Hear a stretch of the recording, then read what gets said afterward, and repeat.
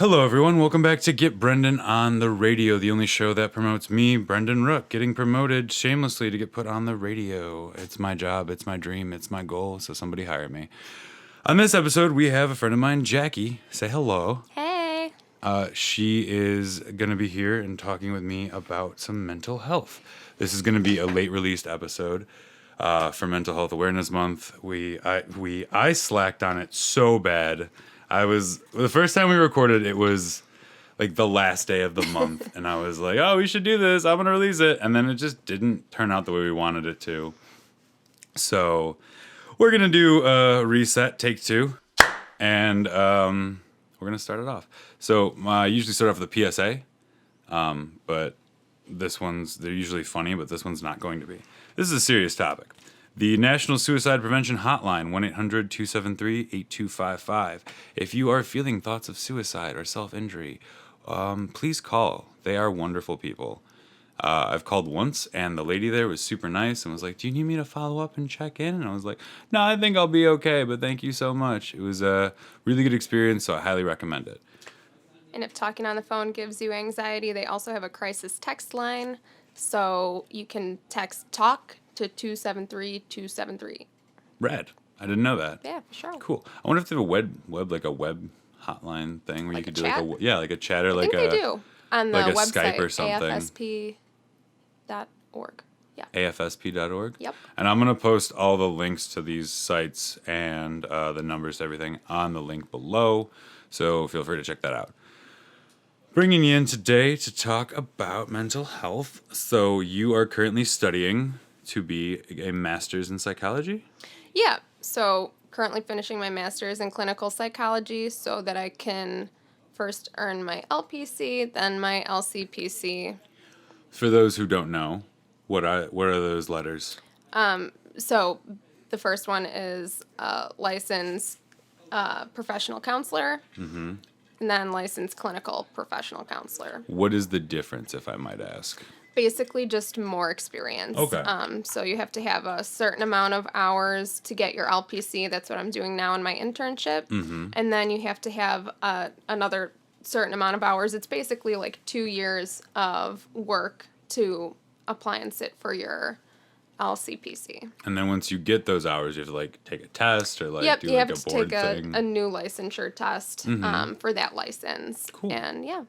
All right. And you were saying that Illinois, we were out on the balcony, that Illinois doesn't have like a mat. Yeah, most states actually, so it's kind of annoying. Most states don't have a master's level license for psychology. So you can't technically be called a psychologist unless you have your PsyD or your PhD, so a doctorate, or you're an MD. In that case, you're a psychiatrist. Okay. So we borrow a license from counselors. That's why it's the licensed professional counselor, which is kind of annoying because even though we do like a similar thing to people who are trained in counseling, the nuances are different. We're a little bit different. Okay. So kind of annoying, but Yeah, no, that seems to be a real pain in the butt. yeah. So we'll talk about, I'm going to start off with my diagnosis because at an early age, I was diagnosed with depression. And then I went through high school. I was on a lot of different antidepressants and like they were trying to regulate me on that. And I didn't get a complete diagnosis. It was more like speculation. They were like, well, we think you're depressed. You know, you have these signs and symptoms, so we're going to label you with depression. And then I went through college and I was about 20 when I got this test, and you told me what the name of it was, and I'm so bad with that. That's okay. There are actually probably a bunch of different tests that you had to take. So I'm sure you did like the Beck Depression Inventory, the MMPI. There's a bunch of different assessments, and that's one of the things. Like at a master's level, I'm not licensed to administer or interpret any of those assessments. That's for like your doctorate. Then, Yep, right? exactly. Okay. So Cool. they focus a lot on assessments, and you probably had a bunch of those. Oh my yeah. goodness. Yeah, there was one where it was like fit the blocks into the picture, and then the Rorschach test. There was one where you had to like click the button when the dot goes on a certain spot of the screen. It was like 12 hours of testing. It was a very long time. But then the results finally came back, and they were like, oh, you're not depressed. You have bipolar 2, anxiety, and ADHD. And I was like, fantastic. And they were like, about those medications we put you on. Sorry about that. Oopsie. Because apparently, and I didn't know this, that you're not supposed to give bipolar people antidepressants solely because it like crazy fucks up your swings. Yeah. That Which is makes true. a whole lot of sense looking back on my high school career. But it was doing more research on it. I found out that like it's hard to diagnose bipolar in certain stages of your life. It really is. I personally think it's kind of hard to diagnose anything in children and adolescents because the disorders present differently. So like a kid with depression may not look like an adult with depression. Instead of like sadness, it's a lot of irritability, which Also, parents goes hand in hand with- misconstrue. Which it goes with bipolar as you're well. correct. Yeah, totally goes hand in hand with bipolar as well. Yeah, it was. I remember a lot of them, like my symptoms as with depression are similar to my bipolar symptoms with my downswings, but I guess they were like, yes, we just couldn't tell. Like it was like it's like a guessing game sometimes. Yeah. It feels like, and that's super frustrating. It is super frustrating, and to be perfectly honest, like the diagnostic criteria, some of them are kind of arbitrary. Like, they'll say these symptoms have to be present for most of the time within a period of at least 6 months. And it's Yeah. like, okay, well, what is most of the time? It's kind of How hard do to you quantify. Yeah, how do you quantify that exactly? And 6 months, so like, okay, if someone had these present for 5 months, like, technically they can't be diagnosed with whatever, but that's kind of an arbitrary thing. Yeah, it seems like it's just like, we guess about it. Whatever you feel. I once had a doctor tell me there's no science behind the medication of it. Like, it's just like a guessing game sometimes. And it does feel like that. Unfortunately, that's pretty true. Yeah, because I remember they switching me on and off medications until I finally found my mixture that I like and like it works for me. But that was 7 years of trial and error. And that can be so brutal to Especially go when, through like, all of that. Yeah, especially when you don't see yourself getting better on the medication, Yeah. so you don't want to take the medication, which was my big problem for a while. Is like, I'm not feeling any different on this. Why do I have to take it? And that kind of causes another really big problem. And I mean, this is a general problem for everyone, but I feel like also really a problem with children and adolescents. A lot of times psychiatrists may not stress the importance of taking those medications exactly as directed. But if you don't take them exactly as directed, or if you kind of like skip days or just do here and there, that's really, really dangerous. It like, does. It really screws up your dangerous. psyche. Totally.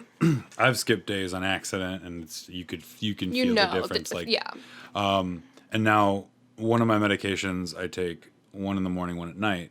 And then I have to take the other one at night. And I was always just like, because of my schedule, it was just take them all at once so I don't not take them. Yeah. Which is like, I guess better than nothing. Yeah. But it's not the way you're supposed to do it. So now I'm actually like following them to a T. And we'll see how that goes because I'm sure I'm still regulating and everything. Yeah, and it can take a full 3 months to regulate. And that's another problem I found is that like when you start a medication, it doesn't like really start working Right. for a couple of months. And then if you really notice it's not working for you, you have to wean yourself off that Yeah. and then wean It's yourself up to a new one. You're so right. It's like a really agonizing process Yeah, because it and- can take that full 3 months, and then like you said, some people may have just no effect, or some people may just have had really a bad reaction. Yeah, But the there's- doctors are usually like, wait the full 3 months, see if your body regulates it out, and then you're right. You can't just stop taking these medications You because have that's super terrible dangerous. withdrawals. Yeah. I had, the withdrawals on some of my medications like over time were terrible. Yeah. Like just headaches, nausea, It just wreaks havoc on your supreme body. irritability. Yeah. Like, it was terrible. Bless my mother and father for dealing with me so long. But there's a song in this musical called Next to Normal. I don't know if you've ever heard of Next to Normal. It sounds familiar. It's a play about a woman with bipolar. Okay. And it's like a really well done musical, but one of the songs is like My Psychopharmacologist and Me, and it's like a waltz number, and one of the little ones like Xanax and it's like naming all these different pills, and like in between the song part, she's like talking about her symptoms and like how she feels on different medications, and it's like almost like a montagey kind Wow. of song almost. It's a very well done musical. Sounds very- Listen to the yeah. soundtrack. I highly recommend it. have to do that. It's such a good musical. But oh, sorry, my nose itched for a second. Yeah, no, it's and then I finally got to the terms of like, all right, I have to take my medication, because for so long I was like, I don't want to do this. I was fighting it because I never felt like it was different, or I felt like better on it. And that's something I also noticed. You really can't see your difference sometimes on the medication, but other people can. Until I started getting really in touch with like introspective with like my emotions and why I'm feeling certain things, which took forever to realize and practice in therapy. And that's a really important part that you just mentioned too, because let's face it, America, we want a quick fix. People want medications and want that to just fix their problems. And a lot of times they'll see a psychiatrist and not go to therapy. That Which may you work have to for some do. people, but I think that's just putting a Band-Aid on the I problem. agree. I think you have to do both. Yeah, it's really important to do both, because like you said, you're not going to get to those like the root of the problem if you're not in therapy. Just band-aiding it. Yep, you're just No, because I know people that just take their medication, like it works for them. They're fine. They're able to do their own thing. But some people just need that extra support, extra help, extra guidance to just get through their issues. And, because if yeah. if you don't check your issues, they're just going to keep coming back up. right. Because let's face it, it's really hard to kind of come to terms with some of our deep-rooted issues, and B, if we do that, where do we go next? Yeah. You know. Sometimes facing that issue is really scary. Totally. And you don't know how to get through it alone. Also, you could not know you have some issues until Exactly. you start bringing other things up. And you're like, oh, golly. Yeah. I have this now. But it's good to talk it out with a trained Yes. professional who knows what they're talking about. Absolutely. Which brings us to our sponsor. Sponsored by therapists everywhere.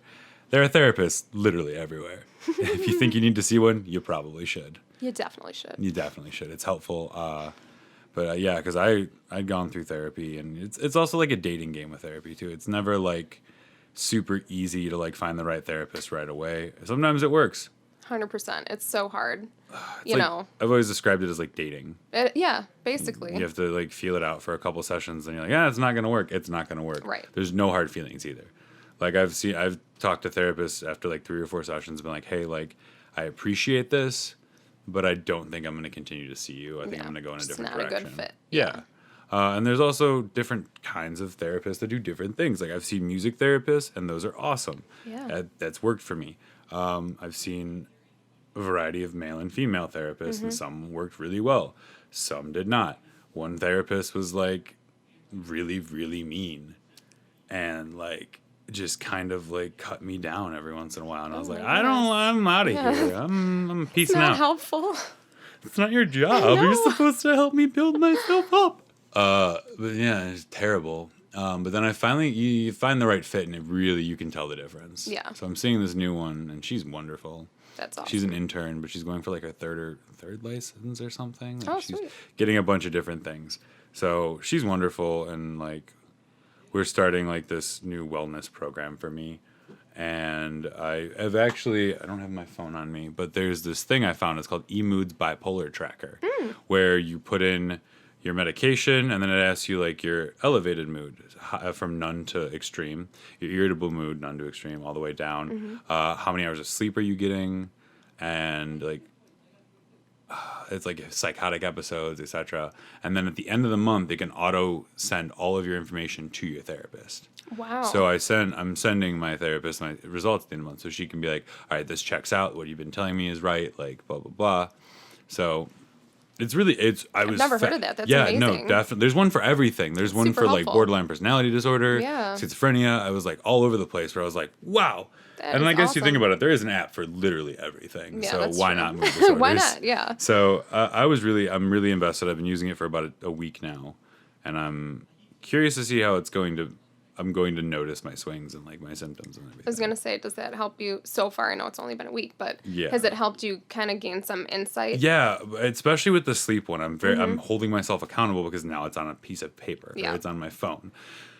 Like I got a couple hours last night, but I was like, man, I was really upset. I was like, I should have gone to bed earlier. I know I should have gone to bed earlier, but like I went out, saw my friend, and I was like, all right, it was fun, but like I should have gone to bed, and I know I should have.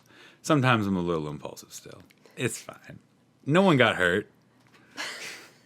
No one got hurt. I'm still There you here. go. It's all good. But it was a good time. But one of the things it took me a long time to finally get the right set of skills, but coping skills, which are super important, I think. Super important. Some of my favorites are playing guitar. I would going never for- have guessed. Yeah, crazy, right? Crazy. Playing guitar, going for a long walk, long drives are really soothing for me because it's a total control feeling. Because I can turn the car left, I can go right, I can go faster. That makes It's sense. like my safe space. I can control this part of my life. So it's very relaxing for me to drive. Some people find it very stressful. I am very soothed when I drive. It's amazing. So like different things like that, you have to trial and error that too. What works for you in certain times. You're right. There's no one size fits all to any part of Yep. life or mental health in general, but coping skills for sure. Like you said, driving soothes you. Other people, it may make them anxious. You have to. Talking on the phone, like you said Right. earlier, like That it makes can trigger anxious. people, Yeah, like I love conversations, talking, so phone calls work for me. And then with that, there's different. Like I use different scoping skills for different like moods and like Good. parts of my like emotional ladder is Yeah. what they were calling it. So like your 7 to 10 is like your crisis mode, and you shouldn't use your scoping skills from 7 to 10 in any other of your emotional ladder because they're not as effective then. So like I didn't know that because I always just thought my coping skills would always work for any situation, Yeah. and they're not. So when I'm really anxious, I can't just like take a long shower because that's something I need when I'm depressed. I take a long shower. I relax myself. But like when I'm anxious, I have to tinker. I have to fiddle with something. So I have a fidget cube. I've got like a lock I pick and everything. Yeah. So like it's really cool that you have to like. I've learned over the course of the 12 years that mental health progress is not linear, and you It's can my go. favorite line. It is. It's such a good line that like there's no. It's not a straight line to get better. Like No. you're gonna fall back, you're gonna relapse, you're gonna go up and down. Like those are things you have to just accept about it too. And you said another important word, relapse. Someone had said to me, there's a difference between a lapse and a relapse. If you make a mistake, that's okay. You always have the chance and the choice to turn that around. So making one mistake, even 2 mistakes, that's not a relapse. That's a lapse. And that feels better because it's like, okay, I can keep going from here and it's still progress. It may have felt like a step backwards, but like you said, You learn something. it's from not it linear. then. Healing's Yeah. not linear. You're never going to get to one point and be like, I'm all better. Yeah, like, that's no. never the case. It's not a You thing. can wake up one morning and feel great, Yeah. and the next morning you're like, I feel like garbage. And the expectation that, I mean, people have misconceptions, and the expectation that one day I'll wake up and everything will be better, and that's what I'm striving for, that's not good either, because then you're going to be disappointed, and that's what leads to relapse. Yeah. That feeling of failure, I never reached that point. Well, I'm just going to go back into my old behaviors. Every day. Honey. No, girl, no. No, girl, no. Or boy, no. Whatever. It's Whatever. 2019. Yeah. Yeah, that's actually very good. There's a difference between lapse and relapse. I like that because I feel like a lot of people, when they make a lapse, that they feel like it's a relapse and they feel like they just everything that they've done is for nothing. Totally. So that's I'm gonna have to remember that. 'Cause Yeah. that's super important. And then another thing that I found super helpful with like they call it SMART goals. I don't remember what they all stand for. I was gonna try to remember, but it's too hard. Look it up. It's super simple. The gist of it is like when you set goals, they need to be specific, measurable, and Attainable, I think was the yes, other one. attainable. Realistic So don't set and timely. Yes, timely. So like when you're setting a goal, don't just be like, or I mean, you can set an overarching goal being like, I want to lose weight. Okay. To actually get yourself motivated to do that, you have to set some smaller SMART goals. So, for example, Today I'm going to walk on the treadmill for 30 minutes. Smart That goal. is It's an easily attainable goal. measurable. You sustain a period of time. Like, you keep making little smart goals to reach your big overarching and then, goal. like, they talked about the mysterious they. Some of my doctors have talked about, like, there's like the long range, the mid range, and then the daily goals. Totally. So like I've set up like my overall long term goal, it's whatever, but like my mid range goals are to work out 3 times a week. Start sleeping 8 hours a day. And those are like, obviously the 8 hours a day is my daily goal as well, but I think it's a good kind of constant mid range goal to keep Absolutely. that 8 hours at least. Schedule my day around 8 hours of sleep and then go do something. Yes. And there was another one. I have it written down somewhere, but Lord, I just can't remember it right now. And your daily, and then the daily goals can change day to day based Right. on what you need to get done. It's like making a list. You can clean the house, go get groceries, and stuff And it like feels that. so good to Check be able off those. to, yeah. Also, writing them down is Yes. super, super helpful because then you can like cross them off and be like, it is done. It is done. C'est fini. With my clients, I'll usually, I have a few different sheets I have them do if we're working on setting goals. I'll have a monthly calendar, so we'll work out, like, let's define our big, like you said, long range, mid range, short range goals, and then we'll put them on the calendar so I can see I want this completed by then, and that way when you can literally break it down into a day-to-day thing, it doesn't feel so overwhelming. It's Deadlines like, are super important. okay, I can actually do this. And I feel like a lot of people, once they have that visually in front of them, they're like, oh, well, I mean, it sounded scary, but it's not that bad when I'm looking at it. Yeah. It's you're able to break things down piece by piece. It's easier to digest than being like you have to do all of this in Right. 6 months or like all of this. And we in this amount of time. procrastinate, like we're humans. Yeah, of course, everyone does. So. I've been procrastinating on my nightly journaling. Like I did it 2 times this week, and the last 3 nights I've been like, I And don't that's want still to. okay, because that's 2 times. 2 times is better than no times. But yeah, I think that's something nobody ever told me before. Is those SMART goals. Like you need to set them daily. Yeah. And keep checking in on them. Your progress is like, and writing them down also holds yourself accountable for it Absolutely. too. Like if you're just like, today I'm gonna. If you just say to yourself like, today I'm gonna clean my room, and you're probably not gonna clean your room. No. You got to write it down. Hold yourself vague. accountable. Yeah. Like I obviously haven't cleaned my room in a dog's age, but get there. Oh man. But back to the topic of the emotional ladder, something I found really helpful. They like number it 1 through 10, 7 to 10 being that like terrifyingly crisis zone. And I, in my stroke of genius, if I can toot my own horn, made a crisis packet. So everything inside of it is something personal that's supposed to remind me and like ground me to the reality of the situation, that it's not hopeless, etc. Yes.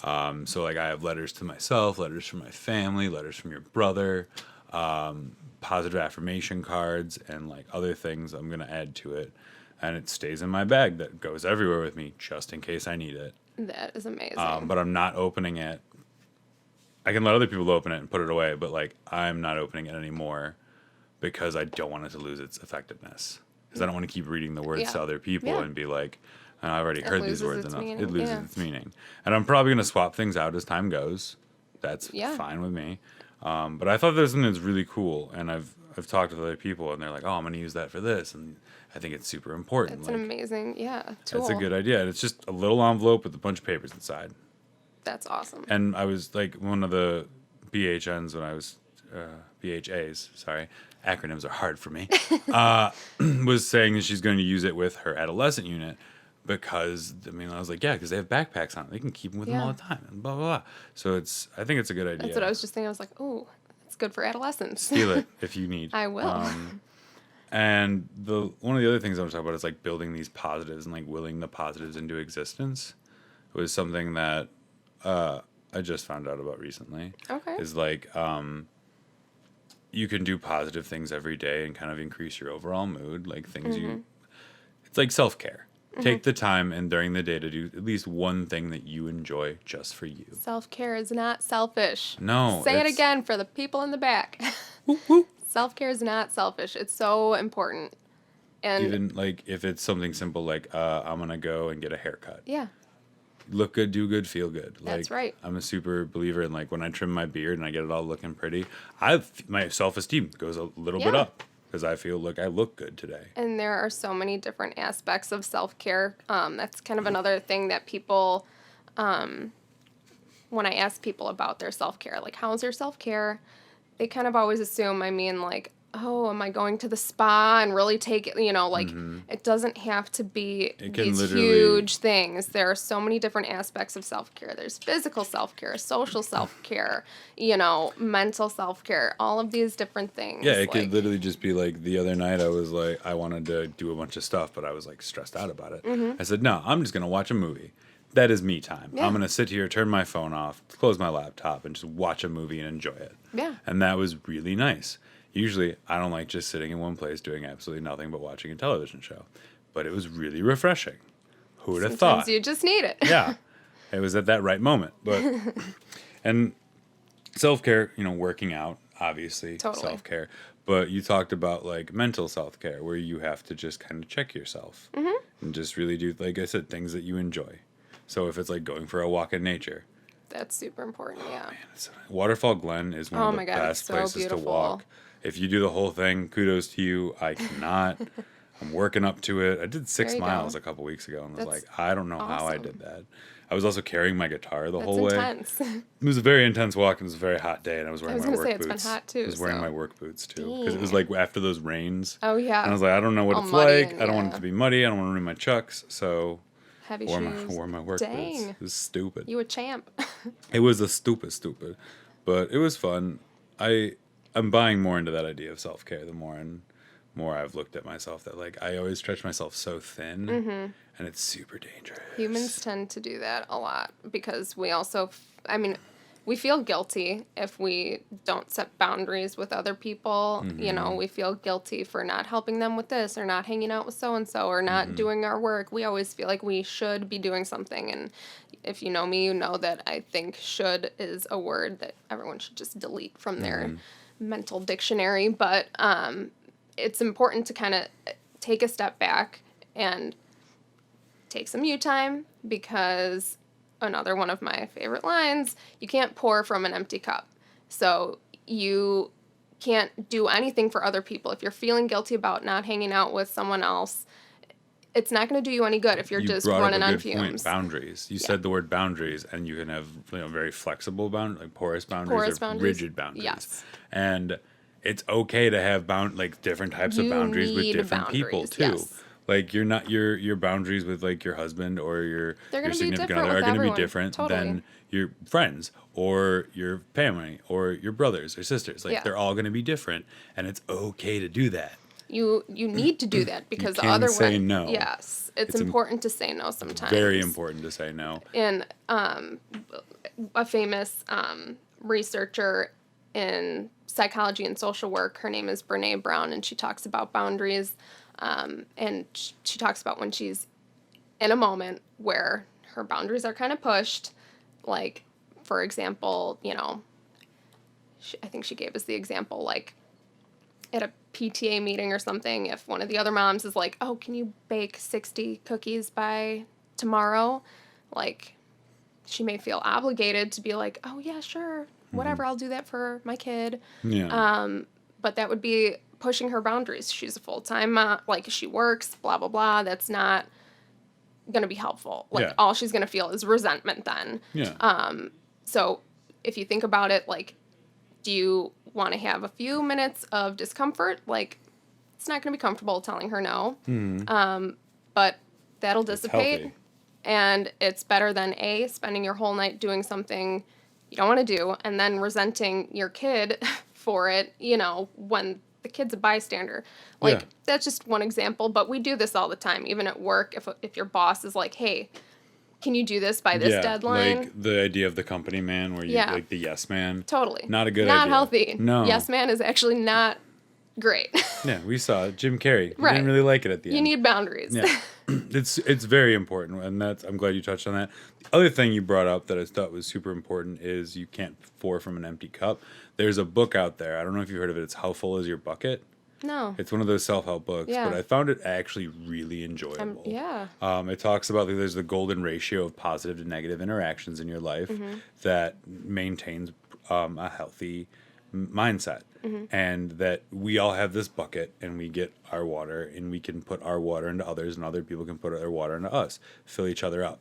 And that's like positive and negative interactions. Someone's negative you, they take water out of your bucket.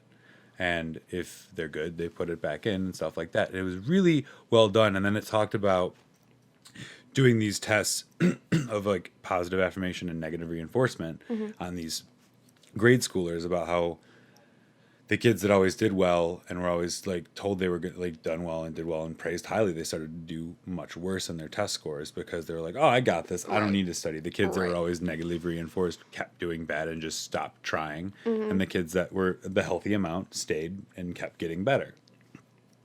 Another thing I saw that was really interesting in that book was there was a psychological warfare done. I think it was in the Korean War. I'm going to have to fact check this. But that POWs were experimented on like psychologically, that they would start to like turn against each other, and then eventually they were robbed of their will to live without like humans have to have a purpose in order to keep going. Absolutely. And if they don't have a purpose, the soldiers like just died. Their bodies quit working, their brains shut down, and they died. And I was like, whoa, I didn't know you could do that.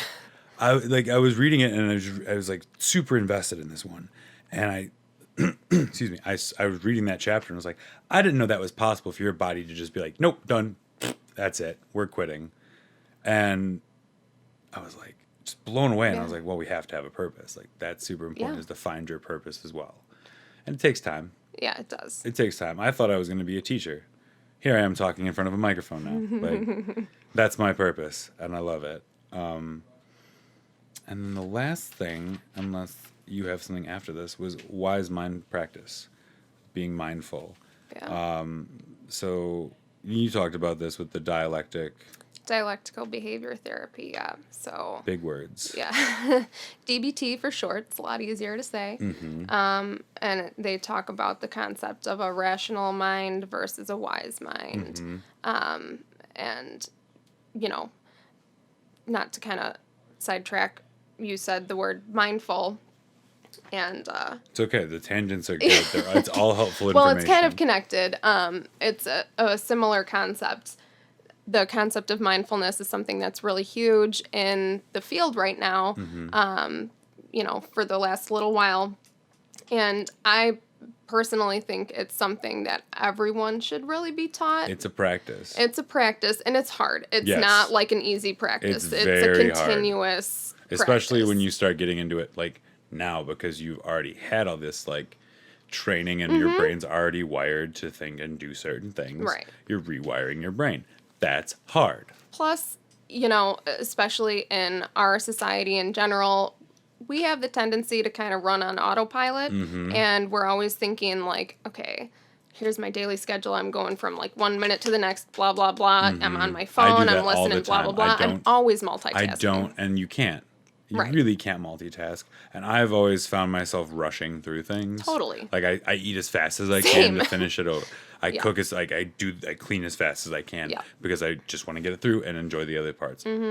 That's not healthy either. You should No. take the time and enjoy the world around you. And it's honestly, like you said, it's hard because the concept of mindfulness, for anyone who doesn't know, it's basically trying to keep yourself grounded in the present moment. Of course, it's probably not possible to be 100% No. mindful all the time because then and you'd if kind of you be are, like out of touch if with you reality. are, yeah, But- that's something different. but you know, you can bring in mindful practices to different areas of your life. So like I'll try to do this sometimes when I'm driving too, because a lot of times I'll be one of those people who like I'm on the expressway and all of a sudden I'm close up to my exit and I'm like, I have no recollection of the past 30 miles. Like I just zonked, not a clue. Like Yeah, I think everyone kind of does that. yeah, every once in a while. absolutely. I'm always listening to like music or podcasts, so just trying to be really mindful in the moment. Also eating, like you mentioned, I'm also that person Yeah, who I just think you're the only inhales. person who's ever beat me eating a meal, which is I impressive. can We were pick down a lot at of breakfast. food. No, we were at breakfast that one day after the Lamont Beer Oh yeah, Fest, yeah. and I was eating, and then I look up and you're almost done. And we had this conversation that we're both fast eaters like Yeah. the day before. I looked up and you were like just chowing the last bit of your English Yup. muffin. Plate was clean, and I was like close behind you, but I was like, I have never seen anybody out eat me quickly. Oh yeah. Like it was, I was like, dang, girl. I'm a repeat offender. Respect. I do that all the time. Especially if it's a one-handed thing, Oh, I yeah. just chomp Without that a down. doubt, right. Sandwiches, burritos, they're gone. Same. Just destroyed. There's no survivors. But I think that's something that contributes, and I know for me it definitely was a big contributing factor, like in the past, to like binge eating. Mm-hmm. You know, you just inhale food unconsciously, like, you know, And then your stomach doesn't register, so you just keep and eating, then you like keep hate eating. yourself because then when it does finally register, You're you're like, like, I'm dying. I have a baby Oh my inside god, me. I'm never gonna eat again. Yeah, yeah.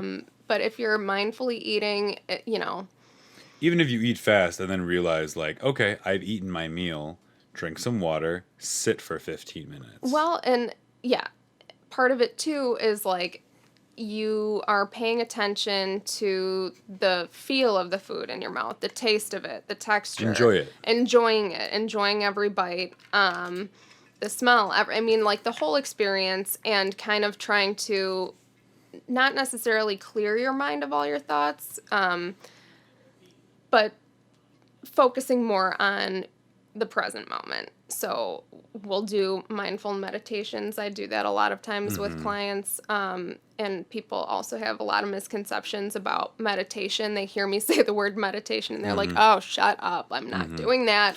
A lot of people, it makes them very anxious. Yeah. Well, a lot of people feel like they're like, I've tried it. I'm not good at it. I'm like, okay, well, just tell me what you tried. It's a practice as well. It is a practice. You're totally right. But people also think that you have to be kind of like sitting there real zen and thinking about nothing. They're like, you know, I can never just clear my mind. I'm like, well, mindful meditation is not at all about Yeah, it's clearing like- your it's mind. not like a you blank know, slate at that no, point, yeah. we're once again we're humans. That's not really That's not possible. possible. You know, I've never it's not not- attainable. So Yeah, even when we're sleeping, we're always thinking about something. exactly. So the whole idea behind mindful meditation is to pay attention to your breathing, not alter it in any way. Just pay attention to it. Let the rhythm find itself on its own.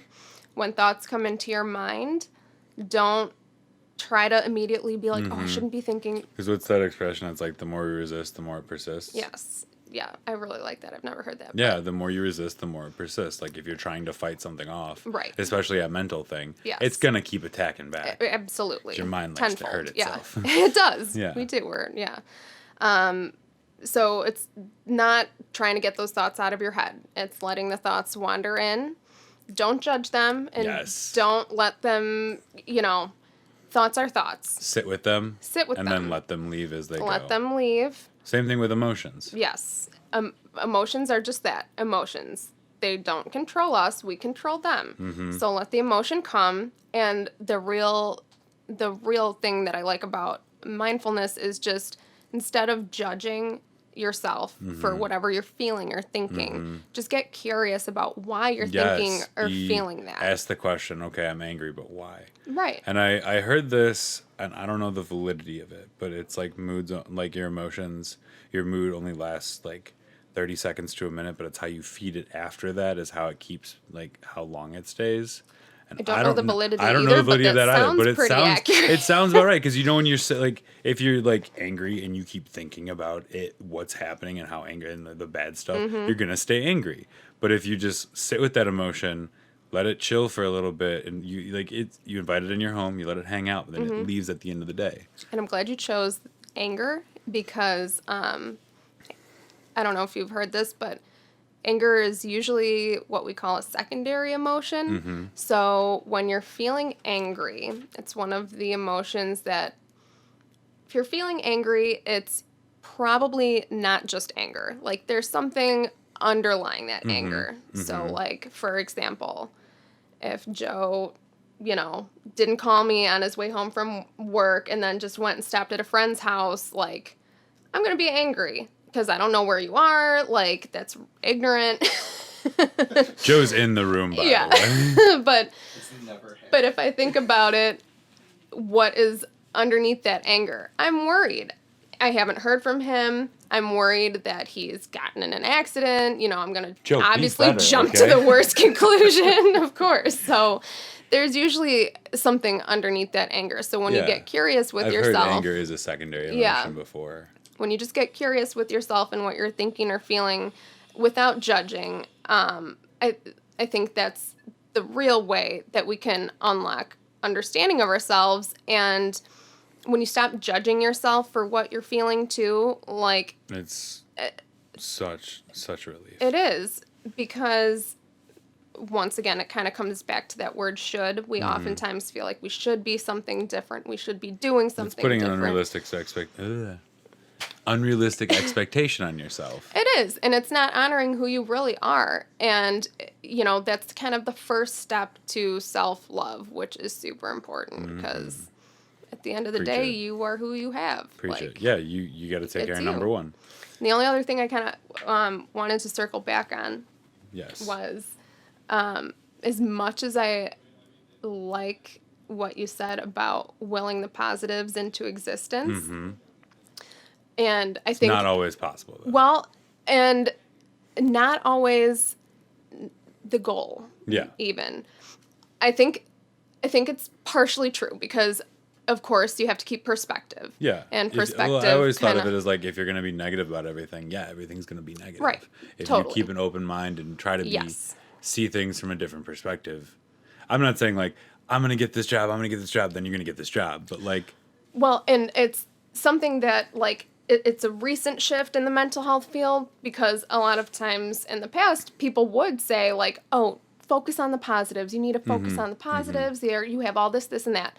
And, I mean, there's value to that, of course. Like I said, it's important to keep perspective. But at the same time, it's important to learn how to be comfortable with the discomfort. yeah, Like, I've heard that before. You have to sit in your discomfort. And the more you sit in your discomfort, the easier it is to sit with it. yes. And it kind of, that's what helps keep us from pushing those negative emotions down and letting them bottle up. Because if, like, okay, I'll use a classic example, you know, don't waste that food. There are children starving in Africa, like, you know, blah, blah, blah.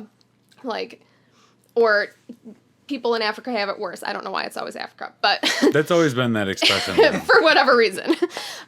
Or, you know, there are kids in China, blah, blah, blah, always have it worse. And, okay, so it's important to keep perspective. Yeah, there are always going to be people that have it worse than me. But I also want to acknowledge that I'm just having a bad day today. Yeah. Like, and you never should compare your problems to other people. No. It diminishes your own worth, I think. 100%. And your own issues, because then you're not oh, well, my day is not as bad as his, so my day, it must Right. not be acknowledged. Like, I can't acknowledge that. No. Feel your feelings all the way. all the way. And it doesn't matter if someone is having a worse day, like, it's still okay to feel upset about something small, as long as you can allow yourself to feel upset about it, And then get let it curious, go. why am I upset? If you think about it that way, a lot of times you'll be like, okay, I acknowledged it, feel a little better now, and I can go about my day, instead of like, "Ugh, well, she has it worse," and then you just feel like, "Ugh, well, I didn't get to acknowledge my problem," so it you annoys you internalize more. that, and it bottles up. Yeah, also, like, people, when I'm trying to phrase this right, when they're, like, are in a bad mood, they're just like, well, I'm just in a bad mood, I'm No. going to stay that way. Yeah. That's a terrible idea. Or, like, Yes. they're trying to do something else to get themselves out of the bad mood. Just sit with it. It's hard at first, yeah, but it goes away. Like, you just sit with it, be like, you said, ask questions. Why am I like this? Right. Why am I feeling this way? What got me into this mood or that mood? Or even when you're in a happy mood, Yeah. in a positive mental state, like, it's important to acknowledge that as well, because then you're realizing, like, oh, these are the things I do that make me feel positive. Like, I'm feeling good lately because I'm working out, because I'm sleeping. It's important to keep that in mind, so that way I can keep doing it. Yeah. I think, and so that, and then stuttering all over the place. But yeah, like you said, checking yourself when it's in a negative spot is also good when you're in a positive space too. Absolutely. And kind of to build on what you just said, like, if you want to give yourself a real quick self-evaluation, if you're not someone who's ever done that or been in therapy or addressed those issues, like, it's an okay place to start by think of 3 things that you really love to do. 3 things that you just love to do. Write those down, then write down the things that you do every day. Mm-hmm. Compare the lists. Ooh, that's good. And then get curious. I like that. It's a good ending point, I think. Yeah. I think it's a very good ending point. Well, this has been, quite a hefty episode. I like it. This has been Get Brennan on the Covered a lot of Radio. ground. Yeah, we did. I really like this one. So this has been Get Brennan on the Radio. Thank you, Jackie, for joining me. Thanks for having me. Yeah, absolutely. We'll have to do this again sometime soon. All right. Thanks for listening, everybody. We'll see you here next episode.